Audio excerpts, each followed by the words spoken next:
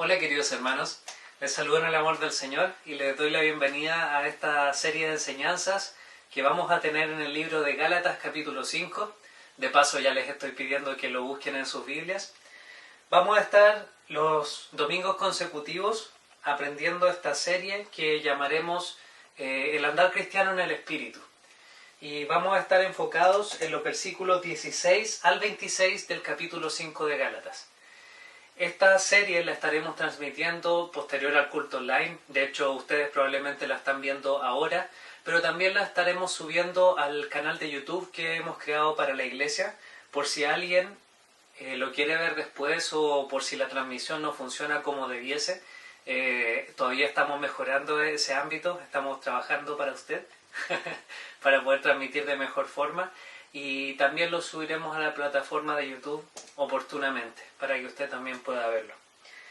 Asumo que ya encontraron Gálatas capítulo 5 y vamos a leer los versos 16 al 26, los cuales no vamos a abordar todo el día de hoy, sino que vamos a estar solamente en los primeros 3 versículos de esos 10. Lo voy a leer. La magia de la edición va a hacer que el texto aparezca debajito en sus pantallas, aquí más o menos. Y dice así la palabra del Señor. Digo pues, andad en el Espíritu y no satisfagáis los deseos de la carne, porque el deseo de la carne es contra el Espíritu y el del Espíritu es contra la carne, y estos se oponen entre sí para que no hagáis lo que quisierais. Pero si sois guiados por el Espíritu, no estáis bajo la ley. Y manifiestas son las obras de la carne, que son adulterio, fornicación, inmundicia, lascivia, idolatría, hechicerías, enemistades, pleitos, celos, iras, contiendas, disensiones, herejías, envidias, homicidios, borracheras, orgías y cosas semejantes a estas, acerca de las cuales os amonesto, como ya os lo he dicho antes, que los que practican tales cosas no heredarán el reino de Dios. Mas el fruto del Espíritu es amor, gozo, paz, paciencia, benignidad, bondad, fe, mansedumbre, templanza. Contra tales cosas no hay ley. Pero los que son de Cristo han crucificado la carne con sus pasiones y deseos. Si vivimos por el Espíritu, andemos también por el Espíritu. No nos hagamos vanagloriosos, irritándonos unos a otros, envidiándonos unos a otros. Me gustaría que me acompañaran a tener un momento de oración para que el Señor me guíe a mí a poder exponer fielmente su palabra y también les guíe a ustedes, creyentes o no, quienes estén viendo esto, creyentes, a crecer en la gracia y el conocimiento de nuestro Señor Jesucristo, y a no creyentes al llamamiento de la verdad de Jesucristo. Oremos. Te agradezco, Señor, por esta instancia que tenemos de poder aprender de tu palabra. Guíanos con tu Santo Espíritu, Señor.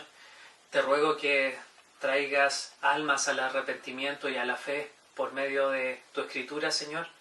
Y también te ruego por los creyentes que están viendo, de que podamos salir edificados de esto y crecer en tu Espíritu, Padre.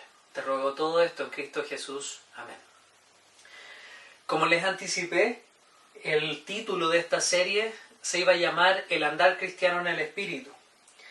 Y tengo que ponerle ese calificativo cristiano porque es imposible que un no cristiano ande en el Espíritu. Esto tiene que ver básicamente con nuestra relación con Dios. Y bajo ese espectro es necesario explicar de que el hombre que no tiene a Cristo, que no ha creído en Cristo Jesús como su Salvador, que no ha sido llamado a la fe, que no ha puesto su fe en Jesucristo y en su muerte sustitutoria en la cruz, él está en una relación de oposición con Dios. De oposición no porque solamente él no esté en una amistad o no esté reconciliado con Dios, esté en un conflicto, sino que es sujeto de la ira y del juicio de Dios. Esto es un problema para el hombre, porque para el hombre, y esto es una declaración única del cristianismo, y esto me encanta, es la única religión, es la única declaración de fe y de espiritualidad que dicta de que al hombre le es imposible llegar a Dios por sus propios medios. ¿Y qué hacemos entonces? ¿Saben qué? No hacemos nada. Y eso es lo interesante, porque cuando el hombre no se puede reconciliar con Dios y está en conflicto con Dios, Dios envía a su Hijo a morir en la cruz por los pecados de los hombres, de tal forma que aquellos que ponen su fe en este hombre y Dios al mismo tiempo, Jesucristo, tomando el lugar de la ira y el juicio de Dios por los pecadores, esos hombres son salvados. Esos hombres al mismo tiempo que ponen su fe, se arrepienten de sus pecados, deben arrepentirse de sus pecados y vienen a la fe porque entienden de que están pecando contra Dios y en Jesucristo han encontrado un sustituto por sus pecados. A estos hombres la Biblia les llama cristianos, pero a la vez a estos cristianos les llama santos. Pero esta santidad no es una santidad absoluta, y usted lo podrá notar en cada uno de los cristianos que le rodean, tanto en nuestra iglesia local, como cristianos de otras congregaciones, como cristianos a lo largo de la historia. No somos hombres impecables. Pero entonces, ¿cómo podemos entender el concepto de santidad y de que la Biblia llame a los cristianos como santos si es que aún pecamos? Bueno, esta santidad es llamada como santidad posicional. ¿En qué sentido? En el sentido de que cuando nosotros hemos puesto nuestra fe en Cristo, nos hemos arrepentido de nuestros pecados, Dios nos imputa, y ese es un término legal, porque se nos pone encima la justicia de Jesús, el santo y el justo. Por tanto, Dios nos llama a nosotros santos y justos porque Jesús fue santo y justo y Él tomó nuestro lugar. Entonces somos santos posicionalmente, pero aunque tenemos pecado, delante de Dios somos santos. Pero eso no nos lleva a vivir una vida simplemente al voleo, como alguno diría, o vivir una vida como nosotros queramos. Los cristianos crecemos y los cristianos debemos crecer. Y esto no es una ocupación que hagamos simplemente nosotros por nuestras fuerzas, porque así como en nuestra salvación Dios envía a su Hijo a morir en la cruz por nuestros pecados y Él nos salva y nos llama a la fe, Él nos atrae con sus cuerdas de amor.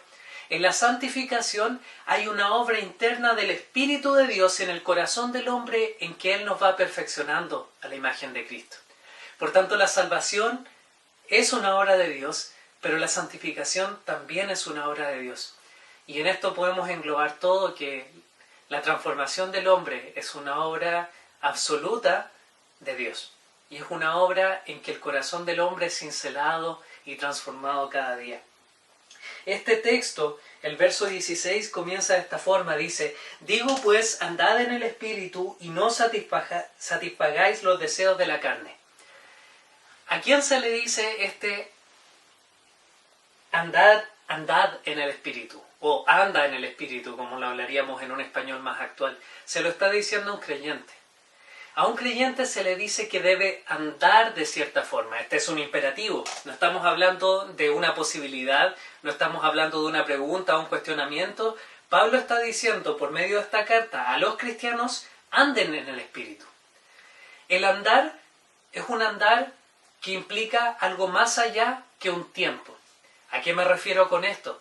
Que el andar en las Escrituras es un concepto, además de ser transversal, un concepto que vemos en los Salmos, un concepto que vemos en el Nuevo Testamento también, significa que nosotros vivimos toda nuestra vida de una forma.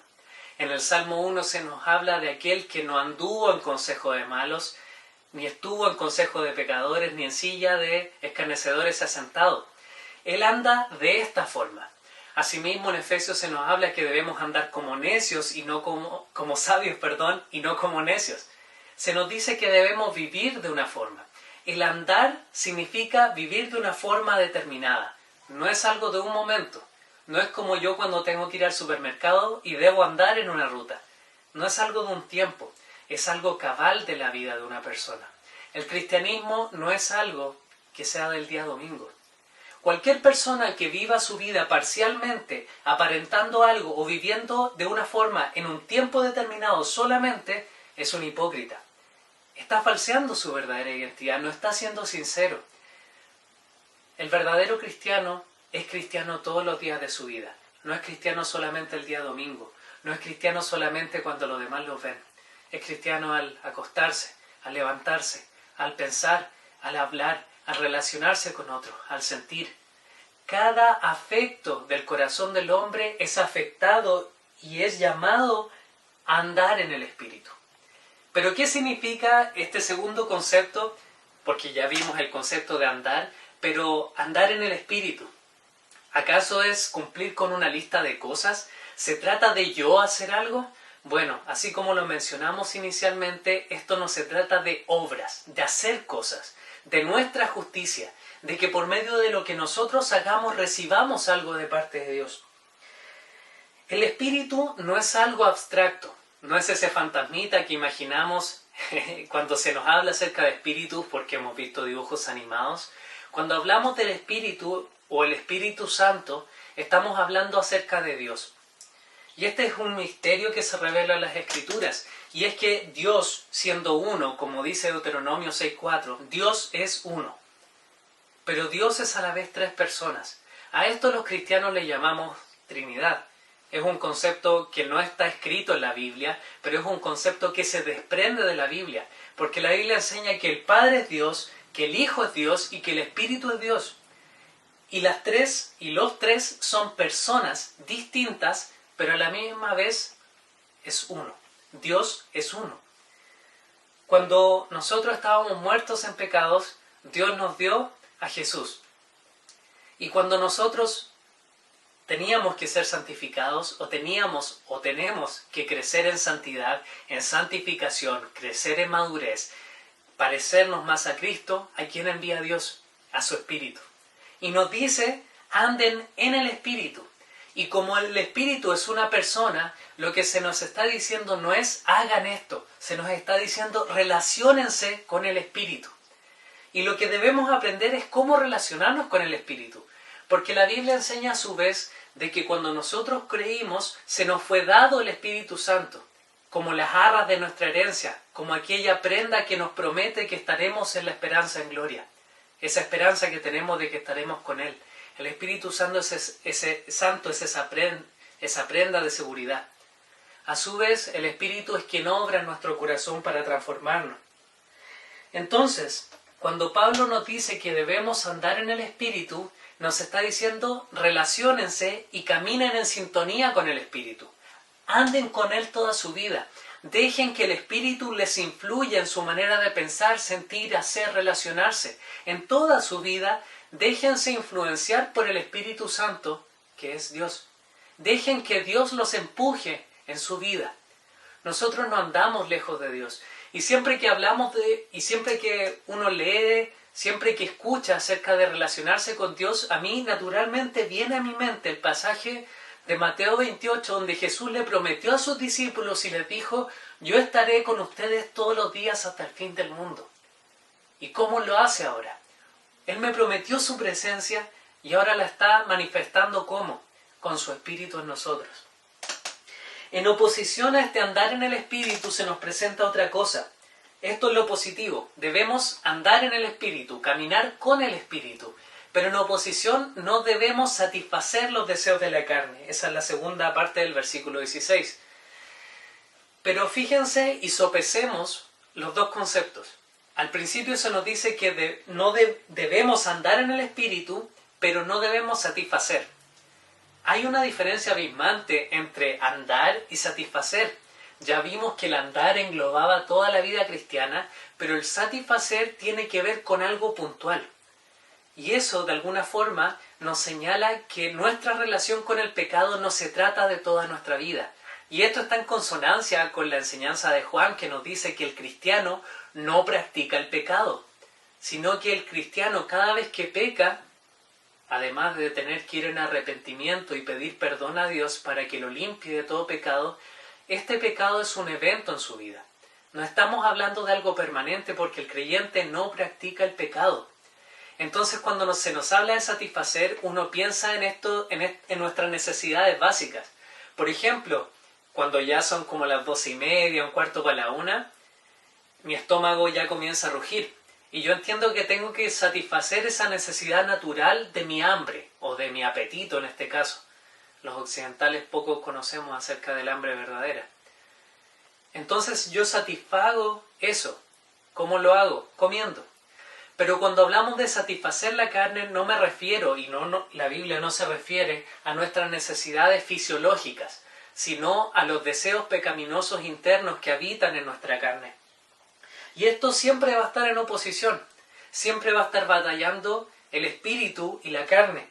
Y esta dinámica se va a explicar mejor en el verso 17. Léalo conmigo, dice así: porque el deseo de la carne es contra el espíritu y el del espíritu es contra la carne, y estos se oponen entre sí para que no hagáis lo que quisierais. A diferencia de un concepto que circuló mucho hace un tiempo atrás, hace unos meses atrás, los cristianos sí podemos decir que estamos en guerra. ¿En qué sentido? En que nuestra vida es un conflicto interminable en este tiempo acá en la tierra hasta que muramos, de una batalla. ¿De quién? De la carne contra el espíritu. Y este viene a ser también un distintivo de la vida cristiana, porque aquel que no está en Cristo, aquel que no es cristiano, no tiene esta batalla. La carne simplemente se manifiesta, no tiene ninguna oposición. Los deseos pecaminosos simplemente son atendidos por la persona, simplemente se peca, pero en el cristiano hay una lucha continua. Yo puedo identificar en mí que soy cristiano por muchas cosas, pero especialmente puedo identificarlo por el testimonio interno del Espíritu en mi corazón de que tengo una lucha con el pecado.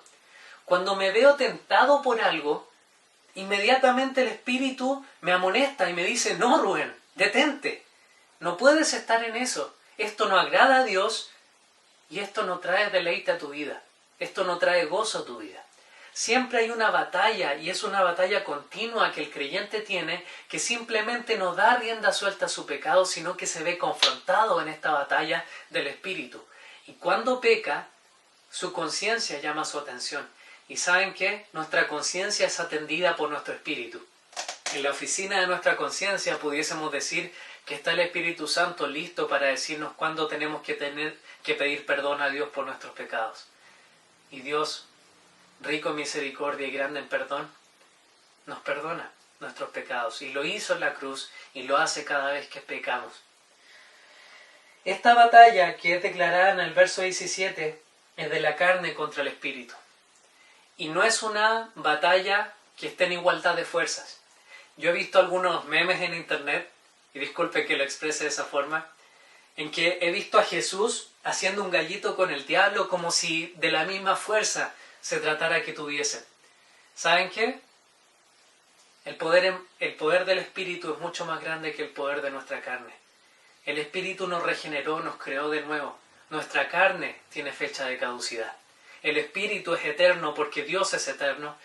Nuestra carne tiene fecha de caducidad en nuestra tumba. Y la carne muere. Y es destruida por Dios, y somos recreados en la resurrección y en la glorificación, y seremos creados como físicamente, inclusive, nuevas criaturas completamente. Él nos creó de nuevo en nuestro espíritu. Eso enseña la Escritura. Cuando creímos fuimos hechos nuevas criaturas, hemos nacido de nuevo. Pero nuestra carne seguía ahí. En cambio, cuando lleguemos al momento de nuestra muerte y posteriormente la resurrección, seremos creados en vida nueva, en plenitud y sin pecado, para una relación permanente con Dios. Así que el espíritu y la carne no tienen la misma fuerza. De hecho, Dios en Jesucristo destruyó el pecado en la carne. En Colosenses se nos dice que triunfó contra todos los principados y potestades, triunfando sobre ellos en la cruz. Colosenses capítulo 2 al final. Y al final del verso 17, algunos, y lo he oído de esta forma, han planteado de que esta oposición que se declara acá, y estos se oponen entre sí para que no hagáis lo que quisierais, es una declaración de que cuando yo peco no es mi culpa, es mi carne. Probablemente usted lo ha oído, y quizás se ha justificado alguna vez de esa forma, al decir, sí, es que nosotros todavía estamos en la carne, mi naturaleza pecaminosa, y lo utilizamos como una justificación para pecar. Hermanos, Dios en su Santo Espíritu nos ha dado la posibilidad de triunfar por sobre el pecado. Y cuando caemos, cuando dejamos y satisfacemos los deseos de nuestra carne, fue por nuestra propia voluntad. No es que no hayamos podido, porque en su Espíritu Él nos ha facultado para eso, para depender del Espíritu y triunfar por sobre el pecado. Entonces cuando lo hacemos, no es que mi carne lo haga, es que yo lo hago. Entonces estoy dejando que me domine mi carne y no el Espíritu Santo. Eso en cuanto a este versículo 17. Y el verso 18 nos dice que si somos guiados por el Espíritu, no estamos bajo la ley. Y esto plantea un condicional. Plantea de que o somos guiados por el Espíritu o estamos bajo la ley. Pero este estar bajo la ley, y no estamos hablando de la ley judicial chilena, del Código Penal, estamos hablando de la ley de Dios, se debe entender en el contexto de Gálatas. Y Pablo anteriormente va a explicarte que la ley tenía un propósito y tiene un propósito de llevar al hombre a Dios, pero no por cumplir la ley, sino para demostrar la pecaminosidad del hombre. En este sentido, la ley normalmente se explica como un espejo. ¿En qué sentido? En que yo veo la ley que dice, no matarás, no cometerás adulterio, no robarás. Y yo cuando cometo esto, cuando hago estos pecados y miro la ley, me doy cuenta que soy un pecador. Porque si la ley no existiese, yo no atendería de que tengo un problema con Dios. ¿Y qué hago entonces? Miro a Jesús. Porque Él puede suplir ese problema de que yo estoy en enemistad con Dios. Y Jesús toma mi lugar como pecador, y tomó mi lugar como pecador, echó mi pecado en sus espaldas, y murió el justo por los injustos para llevarnos a Dios. Entonces la ley tenía ese propósito inicial, y en el sentido de decir que no estamos bajo la ley, no significa que nosotros no atendamos la ley moral de Dios o los propósitos de Dios, sino que nos está diciendo de que nosotros estamos en una vida guiada por el Espíritu y no en la atención de la ley de Dios. Nosotros somos guiados por el Espíritu Santo a cumplir la ley, porque Jesucristo la cumplió, no vino a abolir la ley, sino que nos lleva al carácter de Dios, pero no por cumplir mandatos, sino que su Santo Espíritu nos da vida y nos lleva por el camino del Señor. En ese sentido, los que somos guiados por el Espíritu no estamos bajo la ley, en la esclavitud de la ley que nos lleva a Dios por cumplirla, por hacer actos de justicia, porque es imposible para el hombre ser justificado por las obras de la ley. Solamente por la fe podemos llegar a Cristo.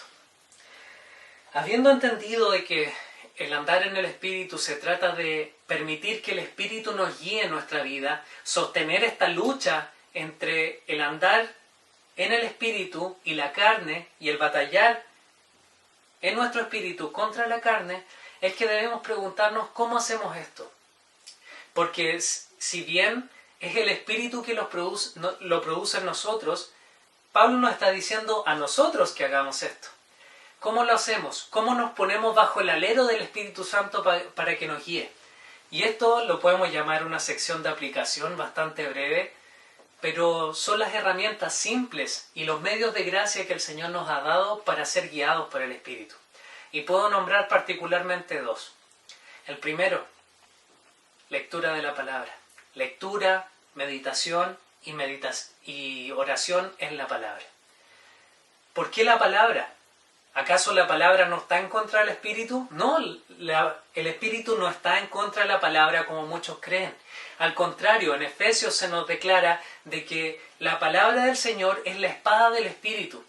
¿Y cómo se ve esto en la vida cotidiana? Bueno, cuando yo tengo la tentación de pecar y he memorizado algún texto, porque yo sé que me veo tentado a estas cosas, memorizo un texto y viene a mi mente, el Espíritu está usando la espada de la palabra para penetrar en mi corazón y convencerme de pecado y guardarme de pecado. El Espíritu utiliza la palabra que hemos guardado en nuestros corazones. El Espíritu nos ayuda a memorizar la palabra para saber cómo debemos guiar nuestra vida. Los principios que aparecen en Proverbios para guiar nuestra vida en la sabiduría del Señor son traídos a la mente por el Espíritu. Y cuando nosotros tenemos que poner en práctica las obras de Dios que Él ha preparado de antemano para que andemos en ellas, el Espíritu trae a la mente las Escrituras que hemos guardado en nuestra mente y corazón. Por tanto, si queremos ser guardados y guiados por el Espíritu Santo, debemos aprender de la palabra, escuchar la palabra, leer la palabra, meditar la palabra, orar la palabra. Es el medio que Dios nos ha dado. Puedes escuchar sermones, lee tu Biblia, escucha la Biblia. Siempre tienes que estar inmerso en la Biblia si quieres ser guiado por el Espíritu. Y un segundo elemento que voy a mencionar es la oración. Porque la oración es cuando nuestro corazón es derramado delante de Dios y su Espíritu nos guía y nos enseña por medio de la oración. Nosotros derramamos nuestros corazones delante del Señor y el Señor nos acoge, nos recibe, nos escucha, porque es el Espíritu quien lleva nuestras oraciones al Señor y gime por nosotros con gemidos indecibles, como dice. Cuando nosotros no sabemos cómo pedir, el Espíritu pide por nosotros. Y el Señor nos va a guiar y nos va a llevar a una decisión. Nos va a llevar cuando estemos en momentos en que hay que tomar decisiones en nuestra vida. Nosotros debemos buscar la ayuda del Espíritu Santo en oración. Debemos buscar a Dios y el Espíritu nos va a guiar por medio de los principios de la palabra y nos va a ayudar el resto de nuestra vida. Así que básicamente en eso consiste la enseñanza del día de hoy. Estamos llamados a andar en el Espíritu, a mantener esta lucha. El texto nos dice que somos guiados por el Espíritu y no estamos bajo la ley, y andamos en el Espíritu cuando aprendemos de su palabra y cuando oramos también. El Señor les bendiga y vamos a continuar con esta enseñanza los próximos domingos. Nos vemos.